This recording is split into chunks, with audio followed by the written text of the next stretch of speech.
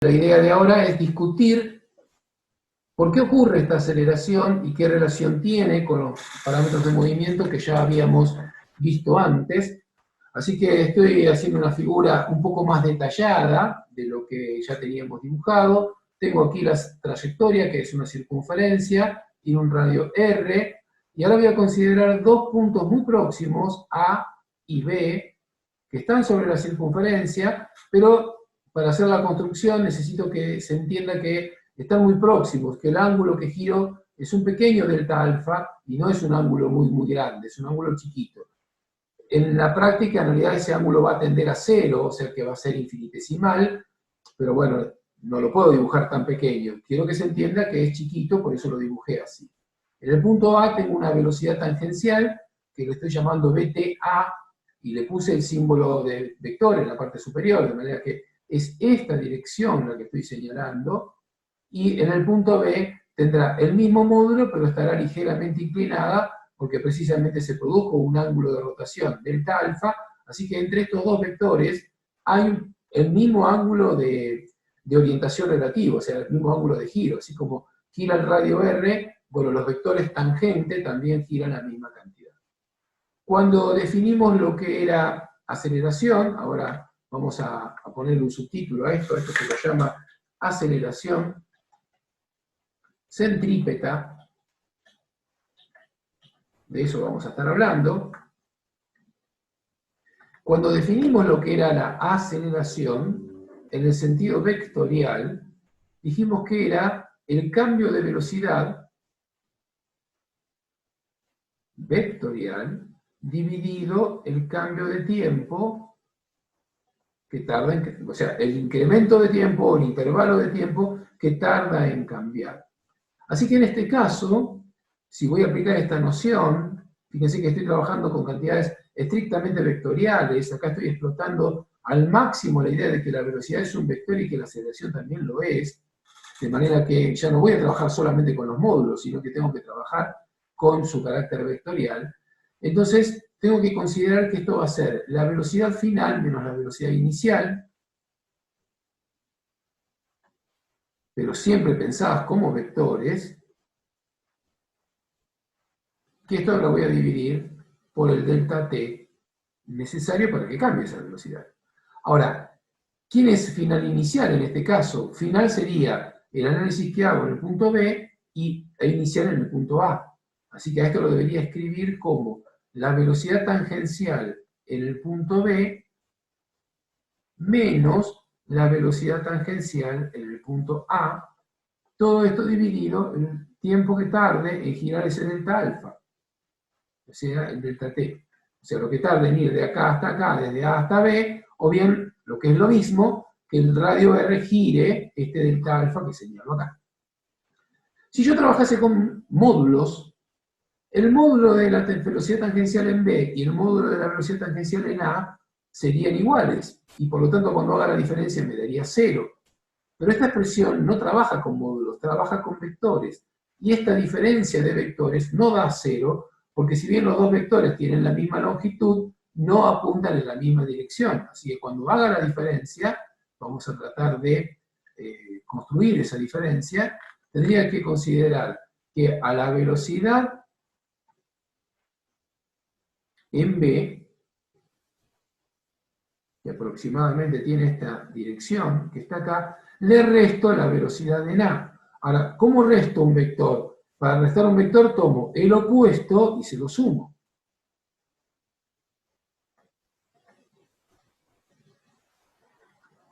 Ahora, como no están exactamente en la misma dirección, sino que entre ellos hay un pequeño ángulo,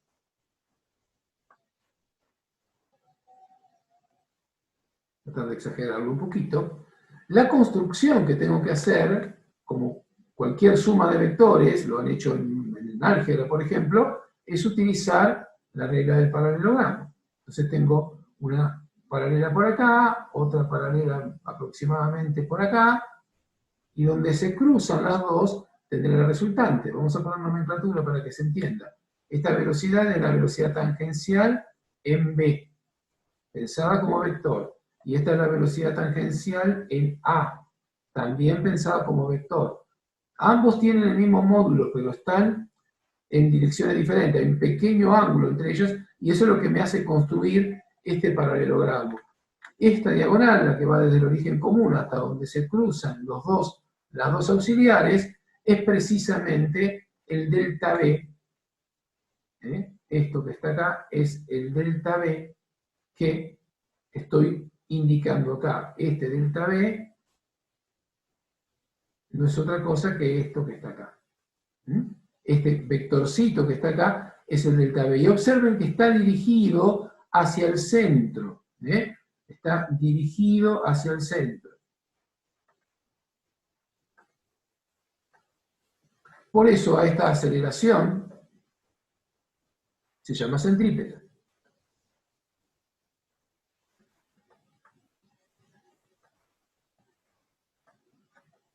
Este delta B. Por supuesto que cuando calcule la aceleración, a este delta B lo tendría que dividir por delta T, porque acá está el cociente. Delta B dividido delta T. Pero delta T es un escalar, de manera que dividirlo por delta T no va a cambiar la dirección. Lo que va a hacer es que su módulo se modifique para ofrecerme el módulo de la aceleración.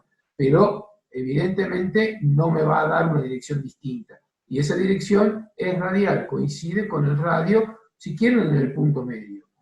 Así que entonces, cuando busque el módulo de la aceleración,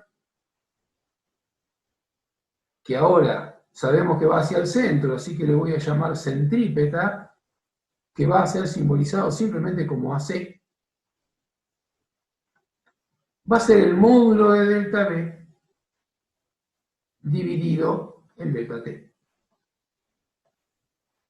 Módulo de delta B. Delta B es un cambio de velocidad, es un vector, pero por supuesto le puedo calcular su módulo.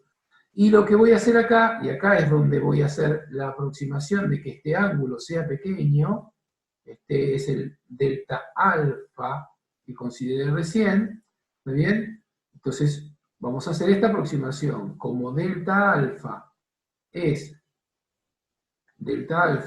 mucho menor que 1, si pongo menor, menor significa mucho menor que 1, entonces ese delta alfa va a ser aproximadamente igual.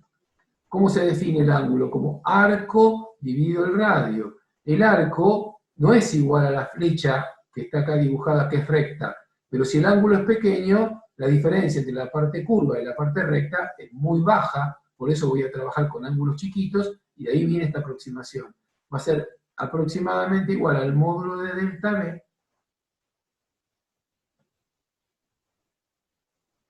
dividido el radio R. Pero el radio R de esa construcción no es otra que BT. O sea, sería el módulo de la velocidad tangencial, pero bueno, la de A o la de B son igual. Así que entonces, llego de aquí a que esta longitud, este incremento de velocidad que existe como consecuencia de haber cambiado la dirección, lo que charlábamos hace un rato, ese módulo del cambio de velocidad es igual al pequeño desvío angular que hay multiplicado por la velocidad tangencial que tiene el movimiento periférico.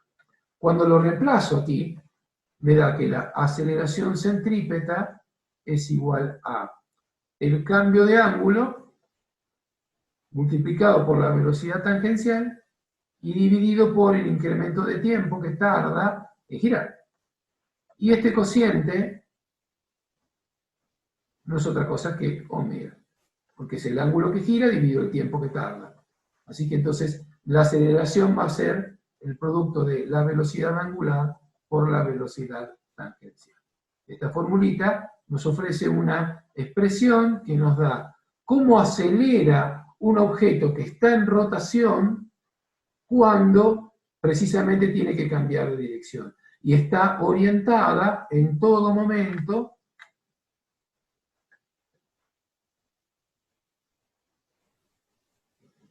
hacia el centro.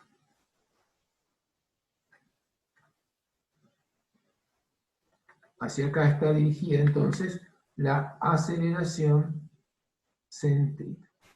Por eso se llama centrípeta. En todo momento, cuando pase acá, el vector va a estar orientado en otra dirección y va a estar siempre apuntando en la dirección del centro. Va a estar de acá, va a ir ahí. Cuando esté acá, va a ir ahí. En cualquier lugar va a estar siempre dirigida hacia el centro. Depende de la escala que usemos, puede ser que el dibujito llegue a atravesar o no el centro, pero en principio, en cada lugar en donde esté girando, voy a tener una velocidad tangencial, que por supuesto es, tiene la dirección periférica, perdón, vamos a cambiar los colores como tiene que ser. Las velocidades tangenciales son precisamente tangentes, en todos los casos las velocidades apuntan así, y en cada lugar va a estar recibiendo el objeto en rotación una aceleración hacia el centro, que estoy llamando aceleración centrípeta. Acá tengo la aceleración centrípeta, acá también, y que es una aceleración que tiene siempre el mismo módulo, pero tiene siempre diferentes direcciones, porque coincide siempre con la dirección instantánea de dónde está el radio. Esto me ofrece el módulo de la aceleración centrípeta, que no le puse flecha ni varita de módulo, le llamamos AC, pero en realidad es el módulo de un vector, y ese vector está orientado siempre hacia el centro, y es el responsable de que estas velocidades cambien de dirección. El origen de esa aceleración es el cambio de orientación que existe con respecto a la velocidad que hemos discutido ya, que ocurre en cada momento. Acá tengo una velocidad tangencial diferente de la velocidad tangencial que hay acá y diferente de la que hay en cada lugar. Tienen todas el mismo módulo, pero todas orientaciones diferentes, y con respecto a la aceleración digo lo mismo. Todas son vectores, en todos los casos tengo el mismo módulo, pero en todos los casos tengo orientaciones distintas, porque tengo que estar siempre orientándolo hacia el centro para que pueda ser responsable de los cambios de orientación que sufre la velocidad en cada momento, para garantizarme que este mecanismo siempre está presente y que la curva se produzca. ¿Sí? Bueno, acá Gaby está haciendo algún tipo de recomendación. Bien, eso en relación a cómo se origina esta aceleración. Un ejemplo simpático, muy sencillo, cotidiano, el cual pueden apreciar que esa aceleración hace falta, es cuando toman, no sé, un objeto, un huesito, una piedrita, y lo atan a un hilo y lo hacen girar, tomándolo con la mano, y entonces el hilo lo que hace es tirar hacia el centro para que el objeto siga precisamente esa curva circular. Muy similar al esquema que estamos haciendo acá. ¿Qué pasa si el hilo se corta o si lo sueltan? El agente mecánico que aplicaba esta aceleración ya no lo puede aplicar, y entonces este movimiento circular se destruye, y el objeto, en el momento en el cual ustedes soltaron y esta aceleración desaparece, sigue en línea recta, y la trayectoria deja de ser circular para convertirse en un movimiento rectilíneo o parabólico, si el objeto se va a caer al suelo o lo que fuere, pero ya no va a poder seguir manteniendo esta trayectoria circular. Claramente el hilo puede hacer fuerza, y con esto la acción para provocar esta aceleración, solamente hacia el centro. Con un hilo no se puede empujar, con un hilo solo se puede tirar, con lo cual está clara la dirección hacia dónde se está aplicando esta aceleración. Efectivamente es hacia el centro, no hacia afuera. De manera que la aceleración es centrípeta, no centrífuga. La aceleración centrífuga se aprecia en otras condiciones mecánicas que por ahora no discutimos, que ya discutiremos en algún momento cuando abordemos lo que llamamos sistemas no inerciales de referencia, pero por ahora lo único que tiene existencia física para nosotros, que estamos describiendo el movimiento desde el reposo, nosotros como observadores y como quienes estamos calculando lo que le pasa al objeto, no estamos girando con el objeto, estamos parados mirando al objeto girar. Así que nosotros estamos en reposo. Por lo tanto, nosotros lo que observamos es una aceleración que apunta hacia el centro, y por lo tanto le llamaríamos centrípeta. Quien observa o aprecia o siente la aceleración centrífuga, que no la quiero desdeñar, existe, pero no la observamos desde el reposo, la observa el objeto que está en rotación. Pero bueno, el objeto justamente es el que está en rotación, esa situación cambia la condición mecánica como observador, ya veremos detalles más finos de esto, pero como primera medida les comento que cambia la condición de observación, y entonces ese observador, ese objeto, nosotros mismos ubicados en una calecita, si quieren, bueno, ahí ya no estaríamos observando el fenómeno desde el reposo, estaríamos participando de la rotación, y entonces en ese caso sí observaríamos una aceleración hacia afuera que llamaríamos centrífuga. Tiene el mismo valor que esta, se evalúa de la misma manera, pero no es observada desde alguien que está en reposo, es observada y sentida desde alguien que está acompañando la rotación o que está siendo parte de esa rotación. Así que la centrífuga y la centrípeta no son observadas por los mismos observadores. Existen simultáneamente, pero no las aprecia el mismo actor, el mismo participante. Si se está girando, se observa la centrífuga.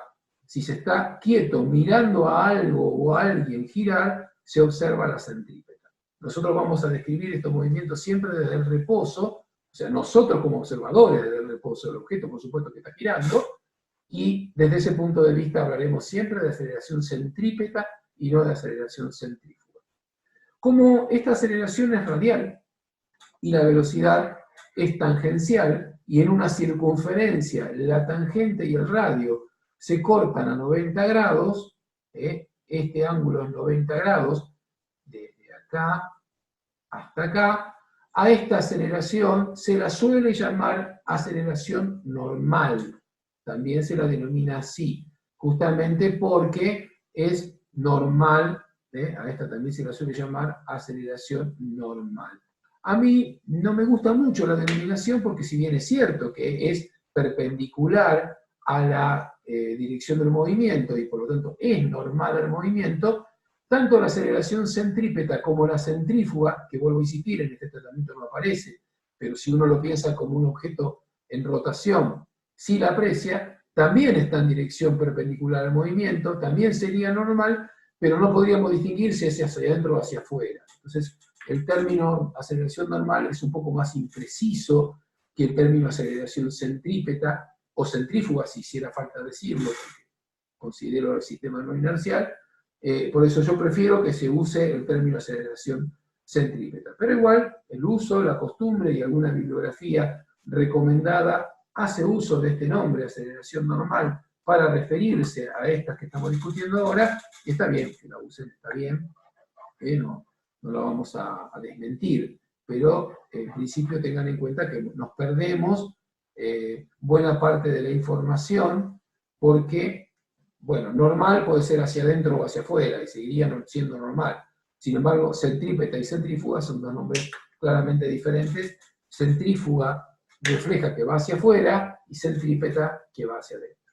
Vuelvo a insistir, este detalle es muy importante, Gaby ahí señalaba que es un concepto muy, muy reclamado cuando uno pretende evaluar qué también conocen de este movimiento cuando vayan al retiro final, y bueno, es importante que entiendan la diferencia conceptual que hay entre evaluar la aceleración centrípeta y evaluar la aceleración centrífuga. A propósito de este movimiento, me parece que es sano recomendarles que lo aprendan muy bien, que lo estudien con detalle, que conozcan los detalles más finos y lo sepan manejar tanto a nivel conceptual y teórico como a nivel de la aplicación a los movimientos concretos, reales, porque no hay máquinas sin ruedas. Ustedes están haciendo todos carreras de orden tecnológico, la gran mayoría de ustedes, y si no van a tener que brindar apoyatura en el campo matemático a quienes sí lo van a hacer, y por lo tanto es necesario que reconozcan que no existe por ahora ninguna máquina que realice alguna tarea operativa que no tenga algún eje en rotación, que no tenga alguna rueda. Por lo tanto, pasar por esta física 1 y no conocer la cinemática y luego también la dinámica de lo que pasa en un movimiento de rotación, bueno, es perderse digamos, el escenario a partir de la cual operan el 100% de las máquinas. Así que no se puede abordar ningún problema de aplicación tecnológica de movimiento de máquinas si uno desconoce este capítulo, así que es vital que lo sepa hacer. Esta aceleración, y esto va a ir solo como adelanto, después haremos alguna que otra cuentita, esta aceleración parece, cuando uno recién la presenta, como un refinamiento, algo que bueno, pero está bien, tiene que ver con el cambio de dirección, qué tan grande puede ser. Bueno, le señalo, a modo de anticipo, que puede ser muy grande, enormemente grande, en situaciones cotidianas, no es necesario ir a ninguna máquina ni a un ensayo de laboratorio extremo, en cualquier equipo en rotación que tengan en casa van a poder calcular el valor de esa aceleración centrípeta y van a ver que con valores muy cotidianos de velocidad de giro y de tamaño de giro o tamaño de R, da valores de aceleración muy superiores a la aceleración gravitatoria, por ejemplo, muy superiores, varios decenas de veces, centenas y hasta miles de veces más que la aceleración gravitatoria. Así que no es una aceleración que podamos despreciar o considerar que, bueno, es solamente un refinamiento teórico. No, es de verdad muy grande. En algunos casos se hace uso de ese valor tan grande para aprovecharla tecnológicamente, como ejemplo sencillo cotidiano, le digo, el centrifugador de ropa, o sea, la función del lavarropas como centrifugador, hace uso del valor grande de aceleración centrípeta que aparece en el tambor, y en algunos casos hay que tenerla en cuenta cuando uno considera los esfuerzos a que están sometidos algunos equipos rotantes, como podrían ser turbinas de alta velocidad, ventiladores de alta velocidad, forzadores de aire, en donde estas aceleraciones toman valores muy grandes y su acción mecánica sobre las piezas en rotación para nada son despreciables, son de mucho cuidado y de mucha atención, porque efectivamente estos valores de aceleración centrípeta o normal, como le quieran llamar, toma valores numéricos muy altos. Bueno, muy bien. En seguridad es fundamental. Dale, Gaby, haz tu aporte. No, que el agente de seguridad, todo lo que es movimiento, este tipo de movimiento, la tiene que tener muy clara, muy asimilada, porque de ahí se desprenden riesgos altísimos. Entonces, no tomemos esto como simplemente una asignatura. Esto se traduce en riesgos altos y accidentes si no se toman las medidas correctivas correspondientes. Nada más que eso, profe. Bueno, ahí tenemos otro campo de interés, si se quiere, ¿no? O sea, puede hacerse desde la ingeniería, se puede pensar desde el